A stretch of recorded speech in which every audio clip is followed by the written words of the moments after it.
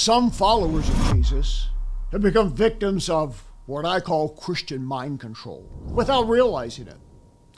I'm not talking about covens of witches or a cabal of Satanists. The mind control I refer to is any system that involves unscriptural manipulation of a person's beliefs and behavior. This happens when groupthink psychological tactics are used to shape an individual's ideology and theology. An eschatological example would be Jehovah's Witnesses and their obsession with the 144,000 witnesses of Revelation 7:4, or the Mormon fixation with creating what they call a forever family that survives death and continues in a celestial heaven where good Mormons go to procreate children and populate other planets. Other forms of religious mind control are designed to perpetuate financial sway over the money of members. Spiritual mind control creates a framework that destroys personal autonomy, creating a moral vacuum which can be manipulated by a powerful religious figure.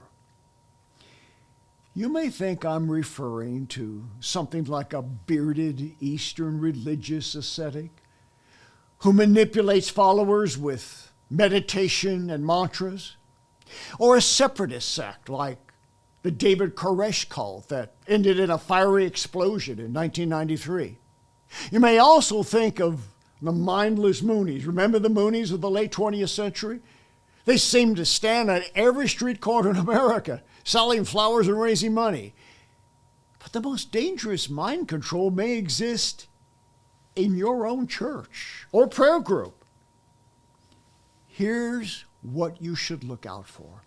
First, an either-or mentality regarding the Bible, insisting that only the leader of the church or group knows what God is really saying. Add to this strong emotional reinforcement by lengthy, intense prayer sessions, accompanied by a succession of spiritual revelations. This system is fortified by theological isolation, such as an attitude that we're right and everybody else is wrong, ecstatic utterances, and a succession of prophetic revelations may be used to suggest that one or more leaders are hearing from God about specific moral, cultural, or political events. These may include how to prepare for a coming financial calamity, who to vote for in the next election, or detailed events indicating the second coming of Christ is absolutely imminent. Secondly, cohesive pressure to give financial support so that you'll automatically get 100-fold blessing, so long as the money goes to a preacher who hears directly from God on a regular basis. Adding to the financial control is a certain dress code, lifestyle, or rule of behavior that requires top-down approval. The not too subtle suggestion is that by following certain rules laid down by the leadership, there will be blessing. Disobedience, well, that brings retribution and suffering.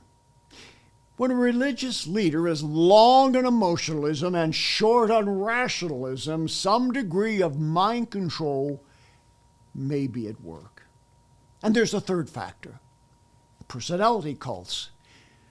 They are the most egregious example of mind control among professing Christians. In most cases, the websites of such leaders are short on details about education, publications, and position papers on belief. Control is maintained by the revelations the leader gets, which discourage dissent. Questions about doctrine and practice are quickly shut down. An example would be questioning the biblicism of teaching that there are heavenly legal jurisdictions adjudicating events on earth. If a certain belief or practice doesn't have historical church precedent, it may be spurious or trendy. Unwavering trust in such new revelations may foster a religious system which is inspiring, but it won't stand the test of time. Not all religious mind control is intentionally evil. Some religious practices fall into error because a particular system of belief leans heavily on the pronouncements of an individual who has no theological oversight. Caution.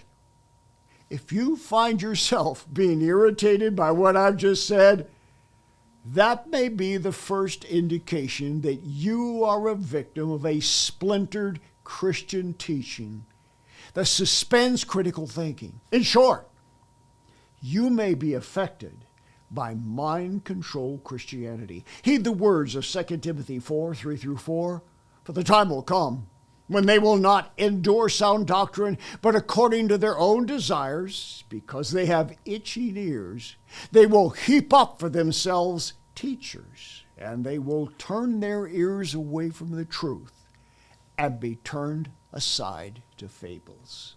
Your financial support and prayers make it possible for us to bring hope for the hurting and freedom to those in spiritual bondage.